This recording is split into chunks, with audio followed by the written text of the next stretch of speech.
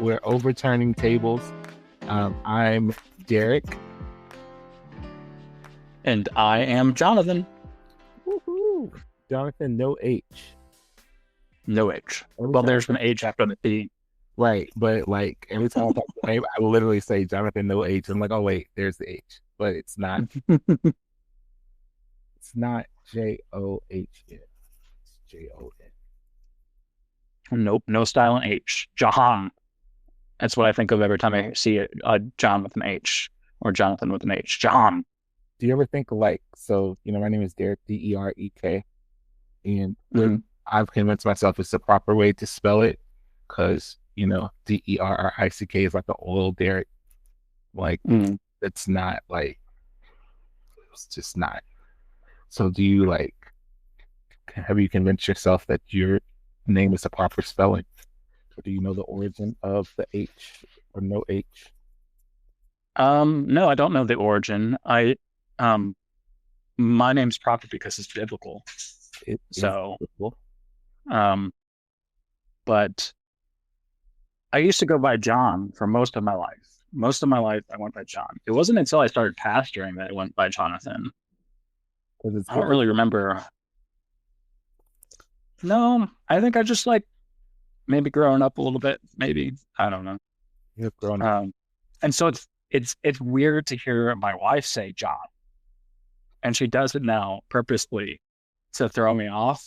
Like it'll be just like instead of like asking me to like get a drink of water for her, it's like John, can you get a drink of water for me? It's just like it weirds me out now. Yep. I don't know what that is, but I love her. I love her for doing that. Like couples who like call each other like pet names all the time, or like babe or boo or something cute. And when you're not feeling them, all of a sudden use their government name. Well, and my middle name is Ray, and she used to call me Ray, like only Ray. And then we got this dog, and all of our dogs up to that point were like Star Wars named dogs. And she wouldn't let me name this dog BB-8. I don't know why not. But she was like, how about Ray? And it's just like, are you going to stop calling me Ray now? And so she has. She hasn't called me Ray since because we have a dog named Ray. And it's just like you and the dog to come when she calls you. The dog definitely not your name. I don't know. That's I love that for her too. Just rename. Basically, it was weird. Well, we are going to talk about a little bit about Empire today, and not Star Wars, I guess. Not Empire Strike Back or anything like that. Oh, I guess kind of. I was about to say, but it would. Kind of could, honestly. It would fit. Yeah. We meant to talk about this last episode, and then we didn't because what was the theme of last episode? If you could look back, what did we talk about? Like, if you had a title for last episode, what was it? Much Ado About Jesus. No, I don't know. It was a lot.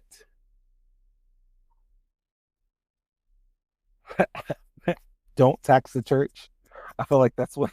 Please don't tax us. Please don't make me close my doors. So I'd like some more. Like, yeah. Maybe dispelling common myths about church.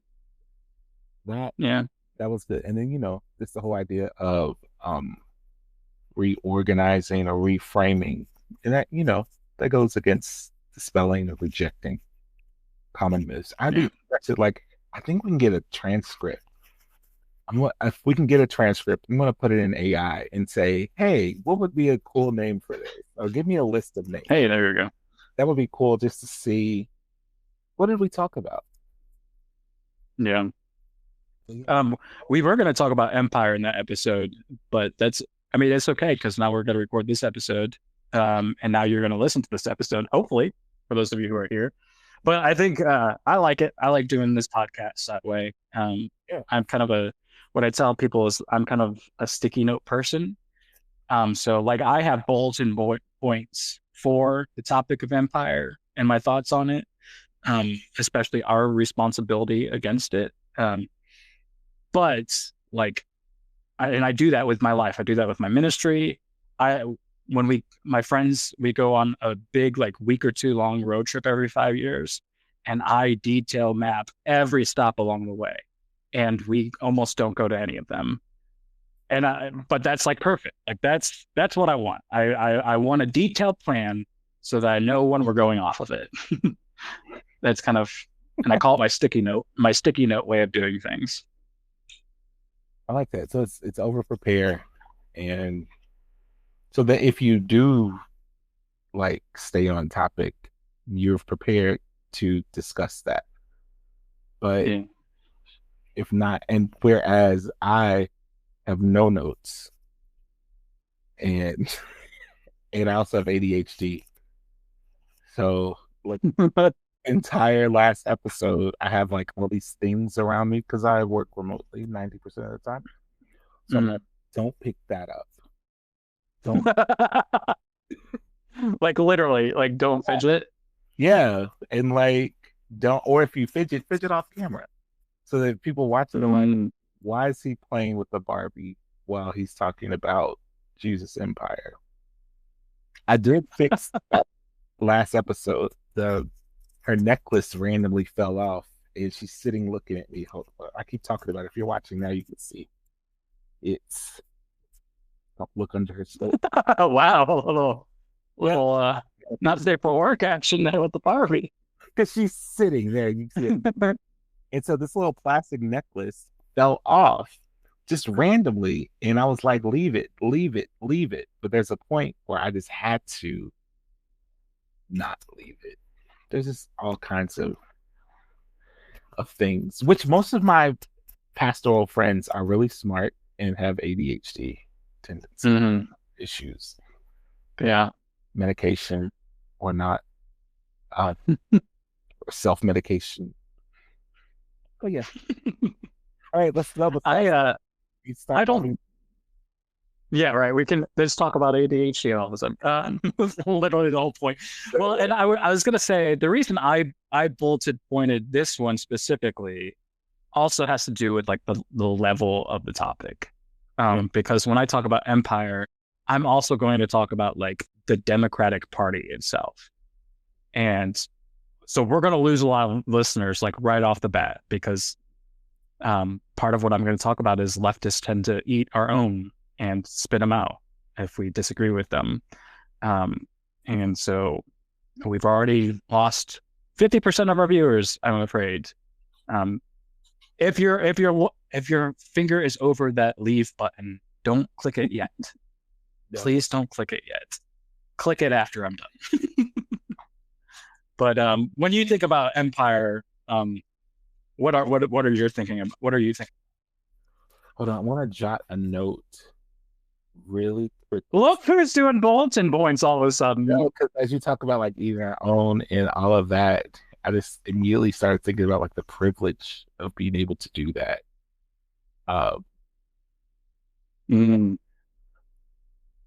Because it immediately made me think about like all the times that, as a person of color, as a queer person of color, as a leader in a space, my church is mixed race.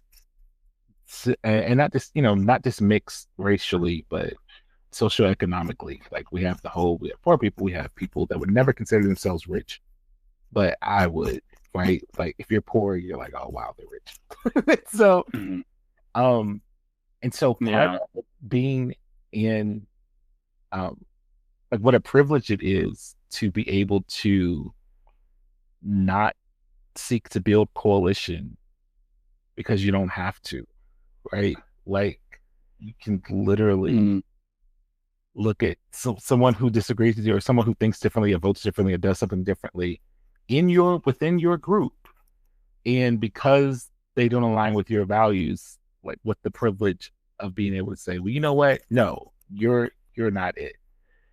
Which is why people feel like what they feel. When you talk about empire, I think so much of Jesus' ministry was literally rejecting the ideas of empire.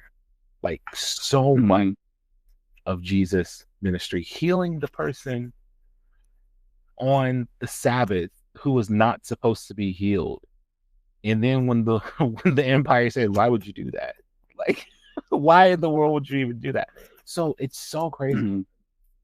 that so much of Jesus' ministry um, rejected empire and sought new order and sought um, coalition building between a rich Zacharias or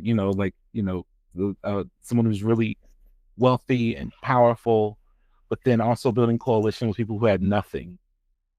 And Mm-hmm. and and yet so many people who claim Christianity or who claim, to be revolutionary, how we so easily work to support empire, to support like a group of people being in charge and pulling down power and authority and thought. And in the name of, yeah, but I'm nice and Mm-hmm. I'm not saying this, but you're saying that. Like, um, which pastor in a congregational church has been really interesting for me because I came from a denomination where the pastor had much more power um, than a pastor in our current denomination has. And yet I have loved, yeah, I love the reject empire as well. I have loved um, seeing people in church use their voice to express dissent or to like there are things that the congregational churches decide that in other denominations the pastor just decides.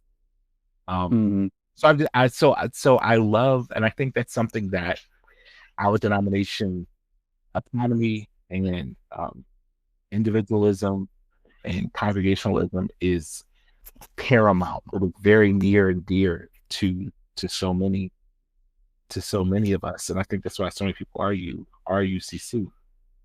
But at Yeah. the time, what happens when even the well-intentioned, good-meaning autonomists seek to rally power around their ideas and their views and their because it's like let me build this empire because it's going to be better than this other empire that that that other people have, Yeah. which I think we have to reject. That was a really long meandering. I'm from Kentucky, so sometimes the No, that's all on point. That's all on point. yeah. Um, What did Trump call it? The what weed. I did the weed. the weave? How do you didn't even do the weave? You were everything was there. It's like I'm a genius. I'm a genius. I do. I'm a genius because I can ramble. Um, I think the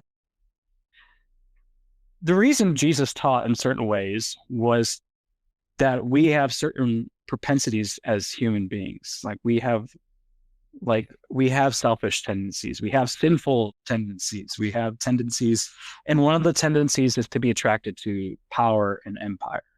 Mm-hmm. And I think for some reason, we kind of lose the sight that the reason that Jesus was so anti-empire means or exists because we are so obsessed with empire, because we are drawn to empire, we are drawn to power.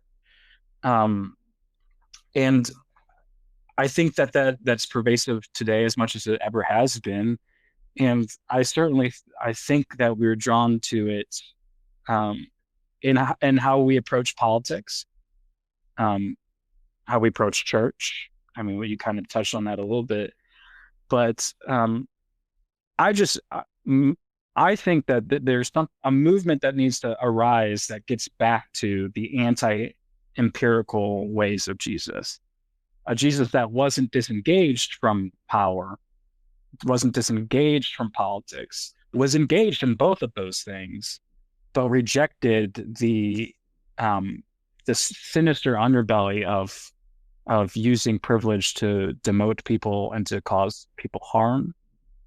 And so when I think of the nomadic Jesus, that's kind of like what I think about. And I think we lose that.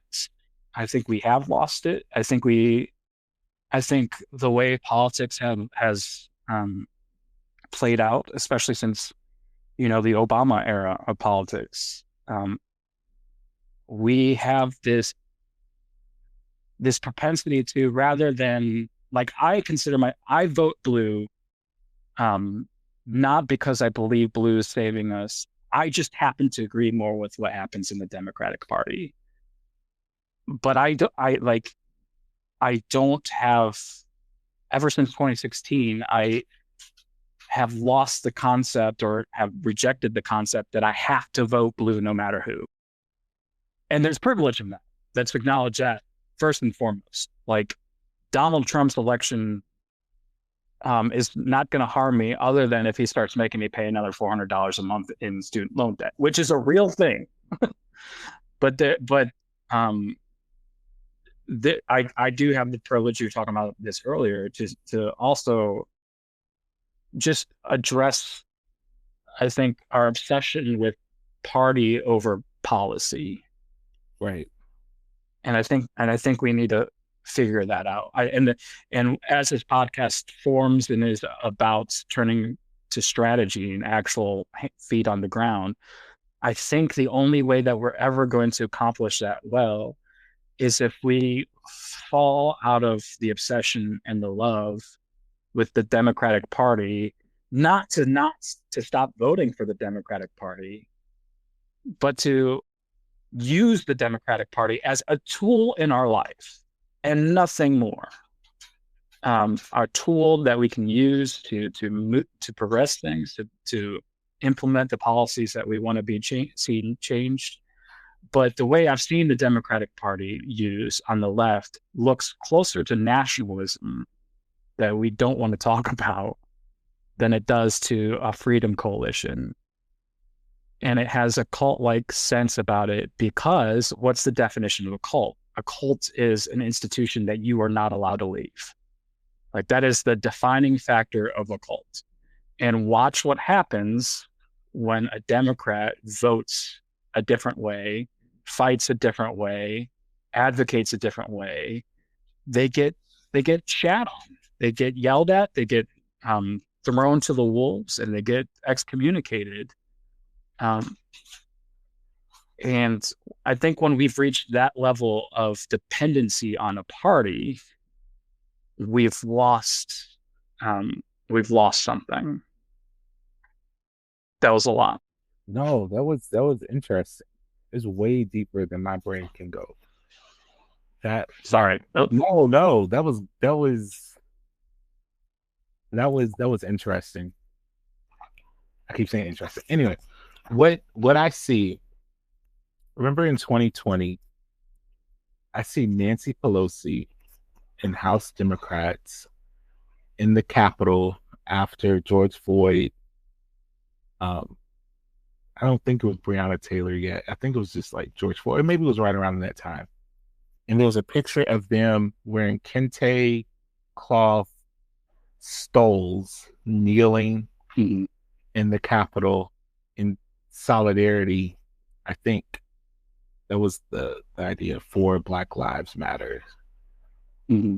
And as a Black man, and I've seen those stoles. I mean, anybody who's ever been to a graduation, you'll see Black people wear, similar stoles when they graduate, or if you're a member of the Black Student Union, or, they'll have their own, version. And I remember watching that and seeing those pictures. And the picture is very, popular. Like it was a whole thing. Mm-hmm. And I just remember thinking, I don't know how I feel about this. Because,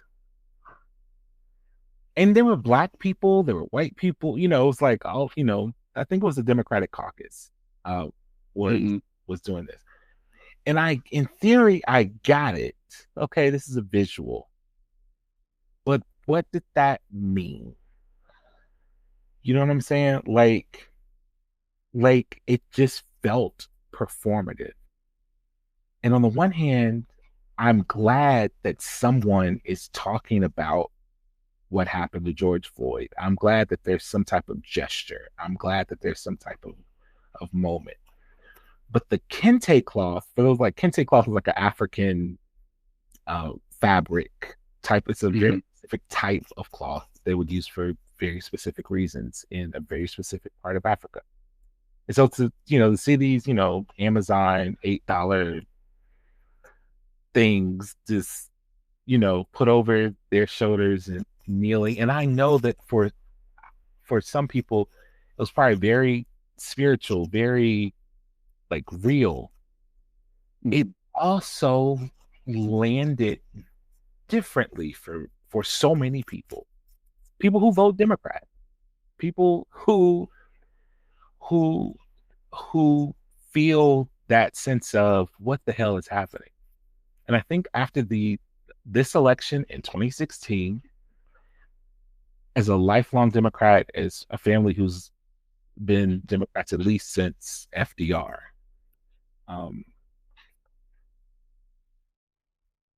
what what are we doing? What are we thinking? What are we doing? What are we for? And is it just in opposition to what we see on the right? Or are we actually working towards some, beloved community or some, idealism? It just feels really like everything right now I see feels so reactive. I saw, I meant to send you the other day. I was like, for the pot. It was a video of someone saying how the right keeps making trans people, trans students playing in sports a thing. Like they keep making it a thing, keep making it a thing, keep making it a thing. And she went and showed like so there are all these states where they've rejected, trans athletes can't play sports in, high school sports, middle school in these states. And out of the states that have passed these bills, I think there was only one or two instances in like total, not just in each state. But what is happening, the right will go out and make all these claims, kids, we got to get them out of sports. And they do these videos and you don't want men in the locker room. So then the left responding to those things has now made it even bigger because in every speech and in everything, and trans lives matter. I love my trans sisters and brothers and siblings. And I get also that there's harm when people just talk about this stuff. But are we just reacting to the bully, or are we fighting for the lives that are impacted by these things? And I see so many things that's just reactionary. It's like, well, they said this, so we're going to say that. And it's like, okay, but what what does that mean? Because then as a queer person, as a trans ally, as a poor person, now I feel like a pawn, or I feel like something that is used for political gain, as opposed to this is my like livelihood, like this is my safety. This is and so when you have the right calling people garbage and just saying all these types of things, it's really easy to see how lifelong Democrats who don't identify with some of the elitism, some of the uh, educational attainments, can feel like, am I in here? I mean, the left lost people who made under what, $50,000, $55,000 a year. Like Democrats lost that demographic. And so instead of pointing the finger at Black men, the Hispanic Latino community, poor people, it's like, when do we hold up the mirror and say, who are we? Yeah. And I think, and that's how you know it's empire, is because in 4 years' time, they went from wearing African stoles to now blaming the quote unquote far left for forcing them to do those things. Yeah. And that's what lost them this election. Yeah. And so we've watched this play out enough that if we are, the hard part about this is the only way that you can hold them accountable, maybe not the only way, but it could be, is really with our vote. And so when they keep putting us in a position where this is the most important election of our lifetime, we are shackled by that because we can't actually voice our displeasure with the Democratic Party in the way that matters, because the alternative is like it is worse, right? And so, but that if it feels like it's by design, and I think we've seen enough evidence of that to be true. I think that quote unquote establishment Democrats, I don't think they're all evil. I don't think they're all money grabbers. I think that they have a propensity towards policy that helps the least of these, but it is always going to be filtered through an election politician lens. So whereas ultimately they want to get here, they know it's better for them to do the incremental change. So there's always something on the hook that you need to go back for to keep voting for them and keep voting for them and keep voting for them. Mm. Also, I think of, because I argue. So yeah, that's the only word used. Because I've argued with friends who, in my home state of Kentucky, were trying to get people to either not vote for the current Democratic governor. Kentucky is always interesting because it's always red for the presidential election. It's always red for the state legislature. But it's one of the last Dixiecrats. It's one of the last Southern gubernatorial Democratic. There's been Republican Republican governors recently. Like, it's been a couple. But Kentucky has some of the most restrictive abortion laws right now. And I remember arguing with people that I went to college with who were like, we need to stop giving our vote to Democrats because, this, and this. Or, either voting for like this independent person that was running for governor or voting for, or not voting. So my argument would always be like you just pointed out, like, well, if that happens, then this person's going to get in power, and them being in power is not like ethereal. It's not just off in space. Like when the last Republican governor was in Kentucky, he banned abortions, and that ban is still in place.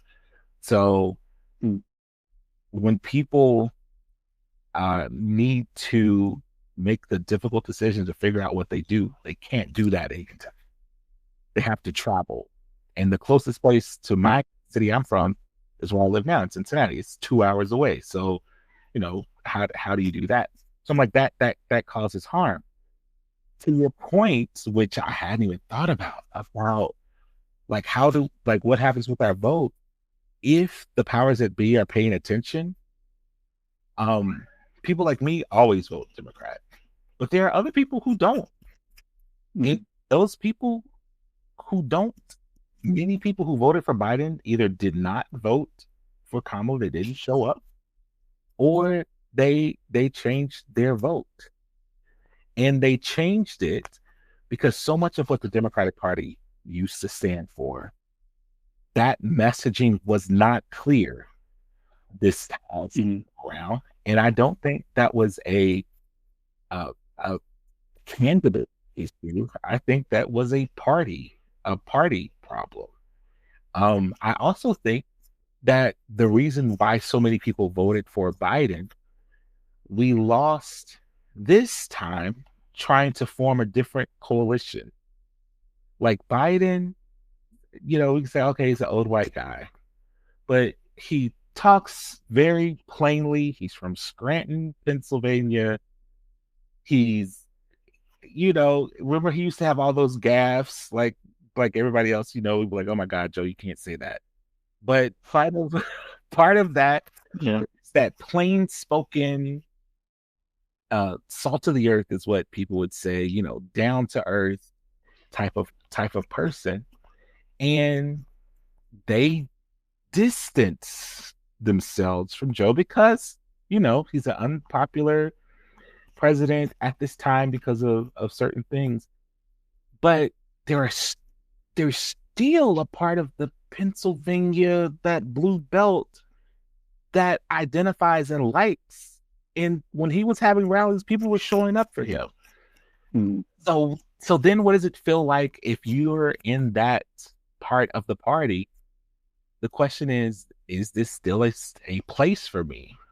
Is this still a place that values and wants me? And I think I've shared with you, I don't know if we talked about it on the pod, but I read this article where this woman said that she felt the Republican candidate, Trump, was crazy. But she felt that the Democrats were preachy. And she said, I can deal with crazy, but I don't like being looked down on. And that's what I feel.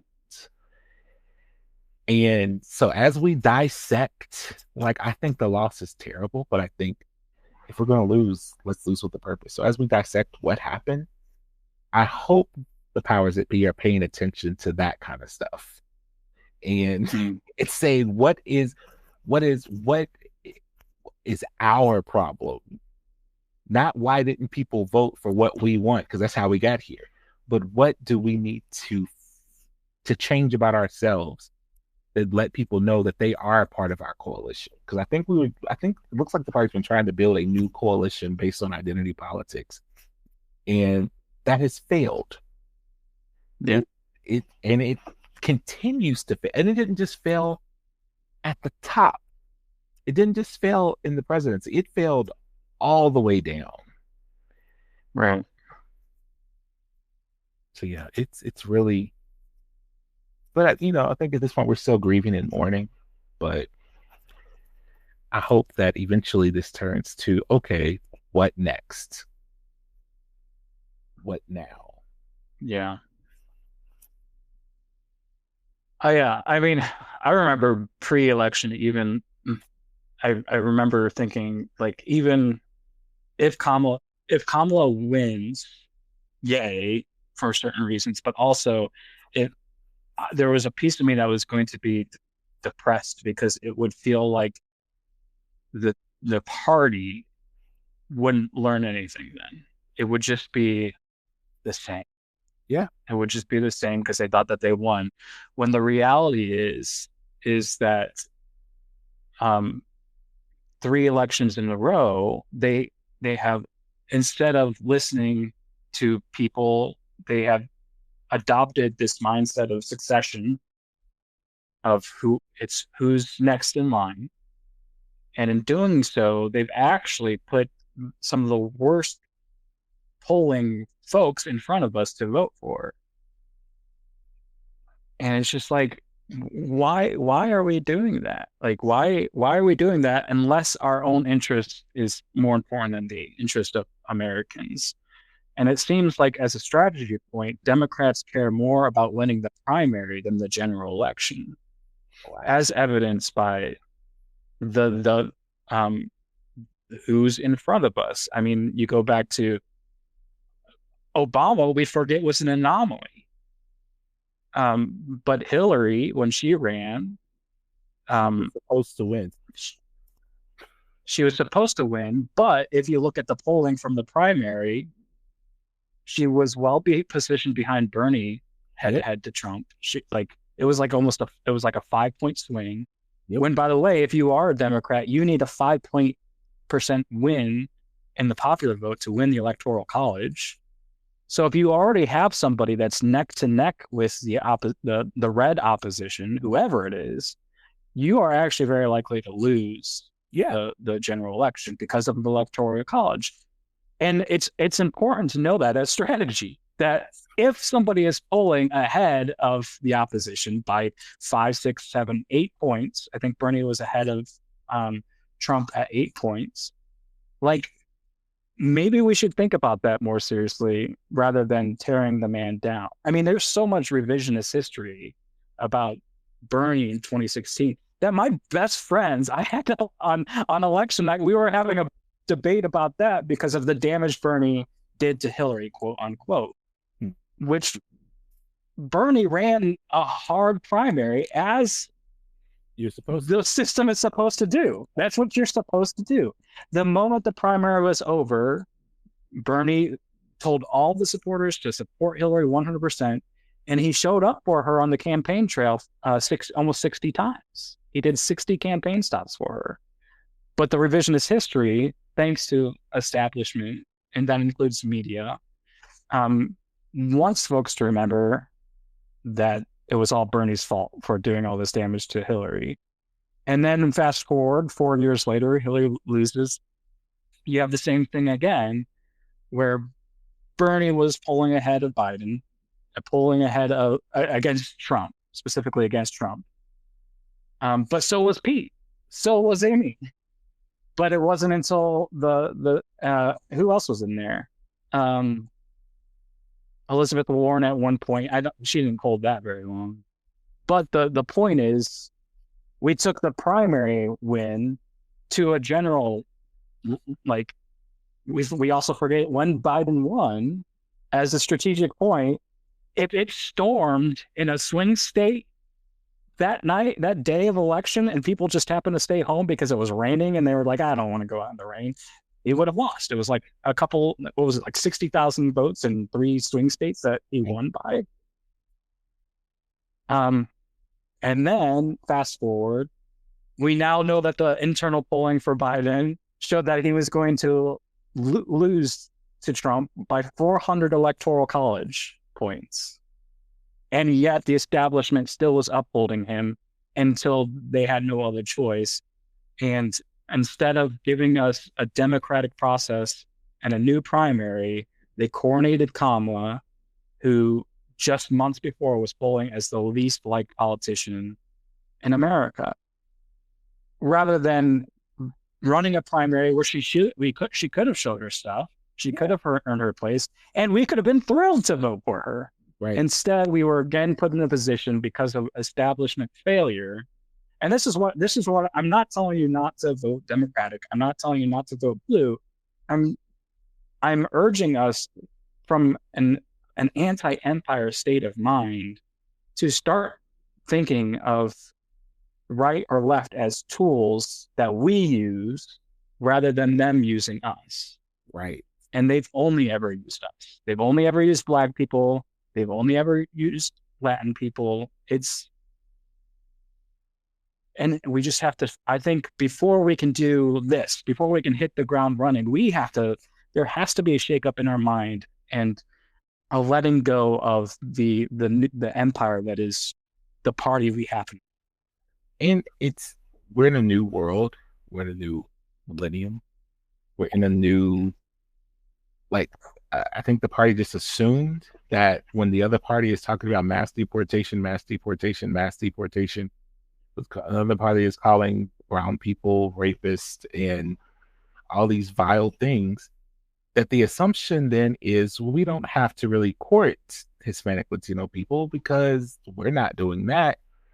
We're saying, oh, we disagree with mass deportation. We don't think you're rapists and come from insane asylums. But taking for granted the nuance of why people vote, the way they vote, and what they believe. Mm-hmm. In coalition building, I can't just be the white benevolent hand of I'll protect you, I'll take care of you.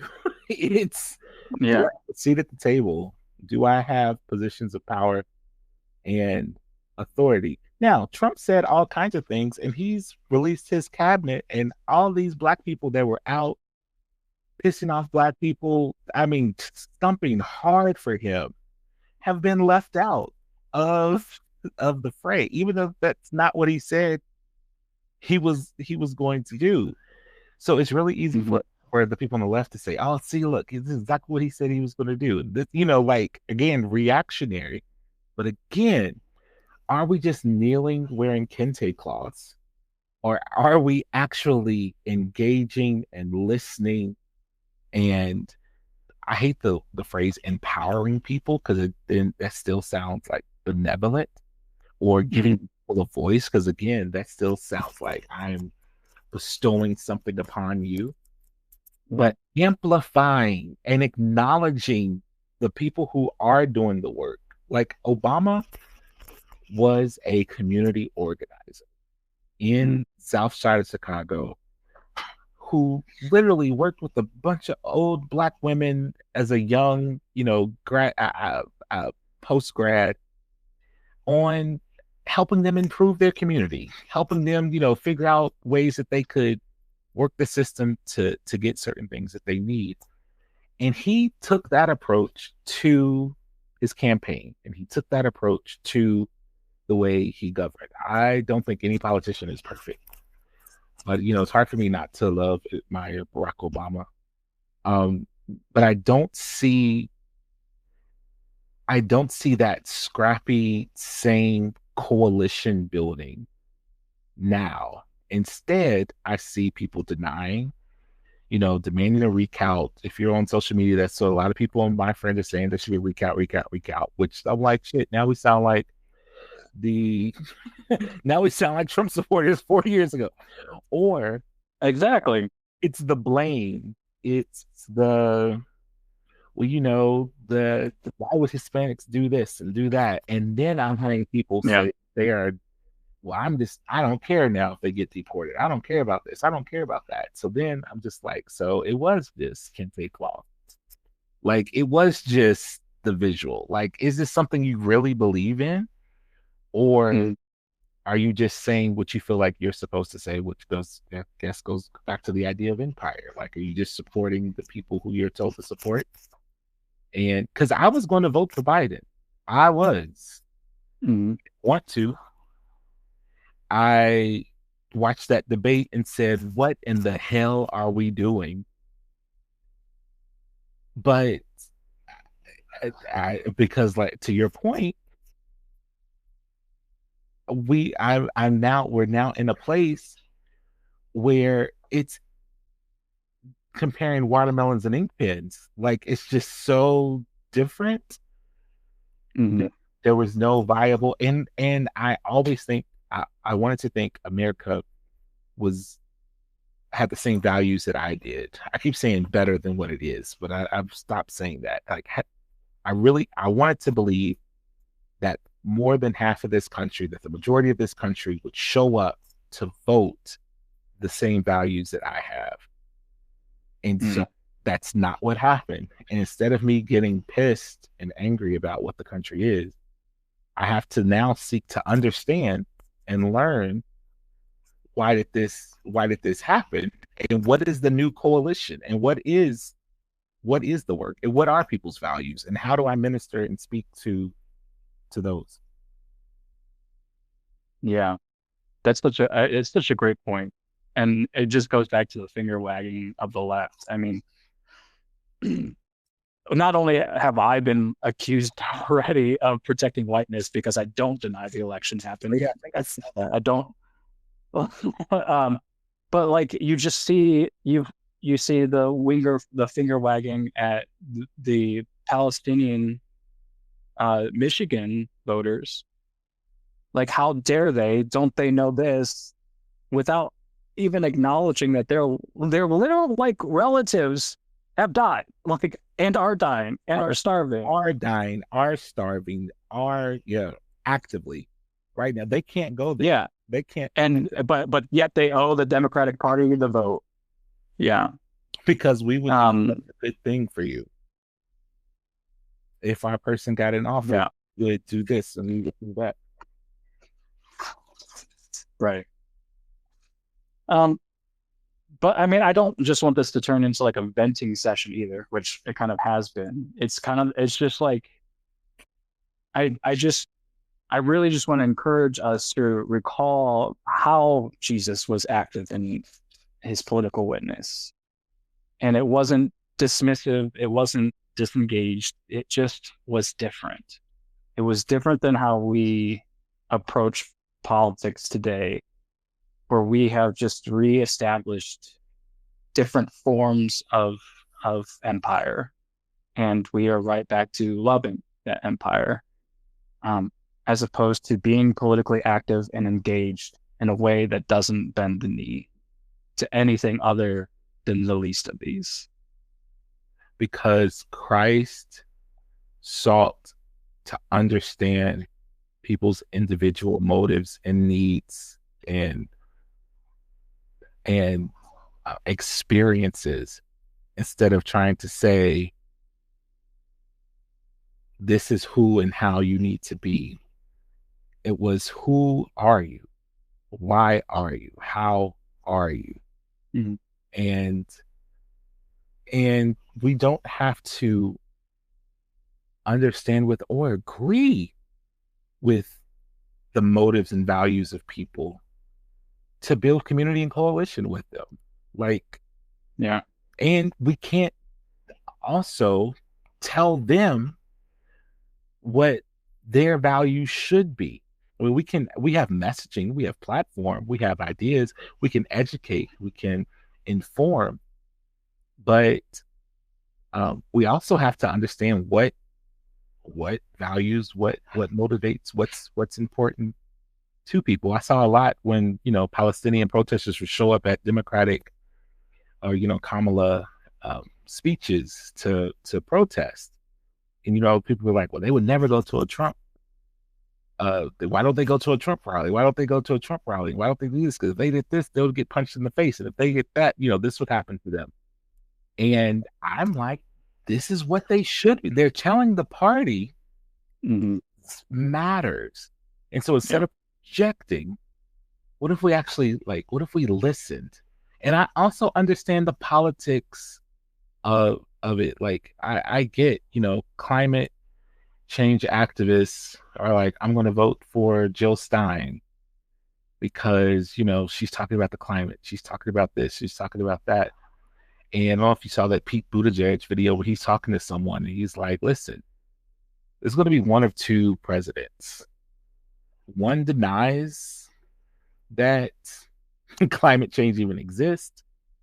One perfect acknowledges and understands that we have to have a problem, that we have to do a problem. But we have to fix the whole, you have to vote for me because I'm the only one even thinking about it. Like, you know what I'm saying? Like, there has to be some type of medium. Like, there has to be like a stage in between. And that's what happens now. It doesn't, that's what happens now and in the rooms, in the meeting room, and who's running for school board and who's, what's happening in state legislatures and how we're dissected. Because I just hope that we dissect what happened in terms of what did we learn? What do we change? Can we be, even the church? What do we learn from this? What can we change? How can we be? As opposed to who didn't vote. If they had just voted the way we told them to, if they had just showed up, if they had just done that. Because that's not what the other side was saying. That's not how they built coalition. They built coalition by talking to the needs of the people that they were seeking the vote of. Wrong as it may have been, violent as it may have been, gross as it may have been sometimes, they were really speaking to that in a way that we weren't. So we were, so much of what we were saying is, well, she's way better than Trump, which she was. But like, I hate the whole lesser of two evils thing. Yeah. Well, and she, like, it's even more like, other than Gaza, like what's happening, other than that, it didn't feel like she as less of two evils as it has in the past. And we still lost. We still lost. Not only that, but like $1 billion was raised for that campaign, and we lost, and they're in debt. they're still asking us for money because they're almost, what is it, almost $40 million now in debt from the campaign after raising $1 billion to spend on the campaign. Like the evidence is there that the empire is what matters. The like, I mean, the consultant class, which gets 15% of the funds raised. And we've got to kill Citizens Unite. Like we have got to kill, and that's why many of us love Bernie. Is we've got to. I'll say this lastly because we're about to wrap. When we also think about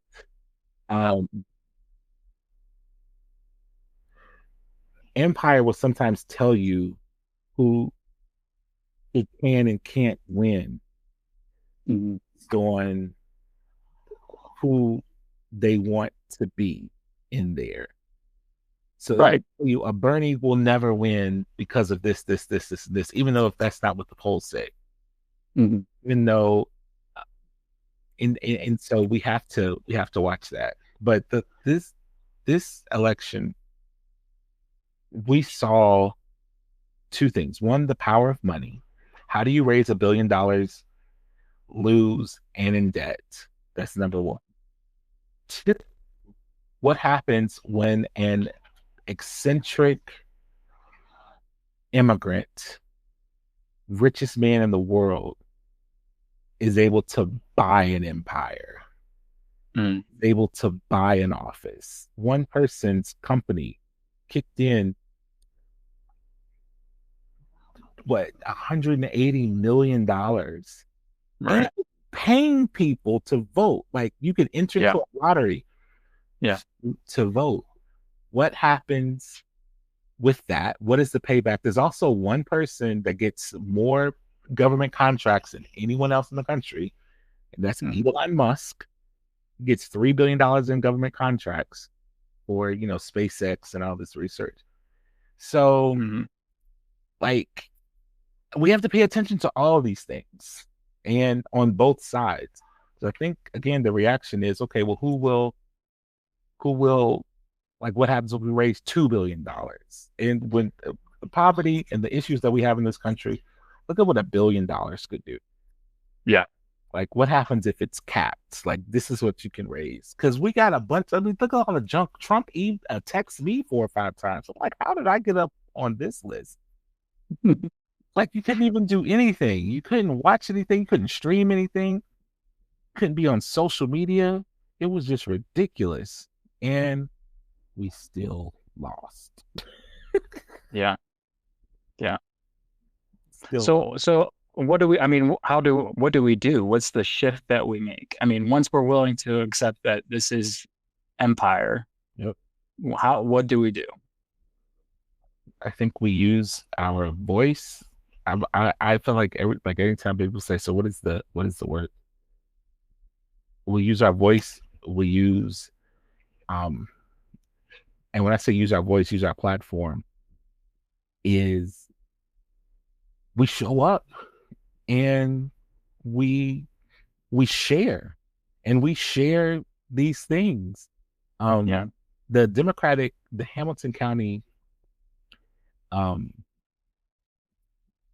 Democratic Party, I mean, they're always looking for, there are always opportunities to volunteer. There are always opportunities to come and to learn and to meet with politicians. And of course, everybody has a website. Everybody has a newsletter. My congressperson is not a Democrat, but I would, like, whenever I would get his newsletter, anything I disagreed with, I comment. I responded.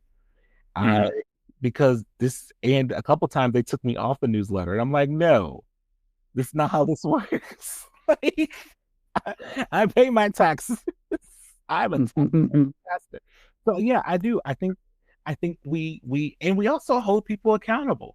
And when we see some of these type of things happening, like a fool keeps doing the same thing, expecting a different result. Like we can't keep doing this. We can't just say, how do they vote for him? And how do they do this? And how do they do that? No, we do have to fight for people's votes. I think, like you said, we take Black votes for granted. We take brown votes for granted. People thought that the abortion issue would carry the day. There were plenty of people who are advocates of, I hate to say advocates of abortion, but who wanted to protect women's reproductive rights, who voted for Trump because their values were different. And instead of us griping at them, well, how could you do that? How could we not think that most people are not just one issue voters, or people, one issue may be different than our one issue. And not everybody accepts the degree of which government can and cannot exactly impact their life. You know, for so many folks, they're disengaged till 2 months before election. There's a reason there's like a mad dash. It's because most people aren't making podcasts about politics. Most people are living their daily lives, and oh yeah, that vote's coming up. I guess I should start to learn a little bit. But again, to demonize them when life is hard enough, y'all. Like, life is hard as it is, let alone getting yelled at by people you agree with for most of the so yeah. I would also say, I would add to that, like show up, but show up in like dissent now. Like, that's the shift that we can make. Like, you can like go to like your local Democrat meeting and be like, I'm here, but I'm not here for you. I'm here for the person on the street, you know, nothing my finger. Because you're a tool I'm using to help people, not the other way around. I like that. Show up in dissent. I hope that's what shift we can make anyway. Yeah. But my earbuds have run out of batteries. So it's over. We're done. We're going to come up with a clever sign on, and sign off. Ooh, maybe we can get maybe I can find like a sound effect of a table being overturned. Okay. Applause. Yeah. Like, well, table turning and applause. But yeah, the Revs have done their thing. Don't get used to 50-minute podcasts though. It might happen, it might not, but you know, as the spirit leads. So thank you all so much. Make sure you like, share, subscribe. We're on most of the major podcast platforms. I'm a terrible co-host. I don't really do anything but show up. But yeah, like, share, subscribe, give us 5 stars. We're going to get an email soon. Do we have an email yet? We do. It's out of I was going to give my handle out of the pulpit. It is Overturning Tables Podcasts at gmail.com. Then look at that. So, you know, we can take feedback. You can, you know, let us know what you're thinking, or disagree with us. Not me. That's cool. No, I'm just kidding. We love dissent. And take care, everybody. Thanks. Bye. Bye.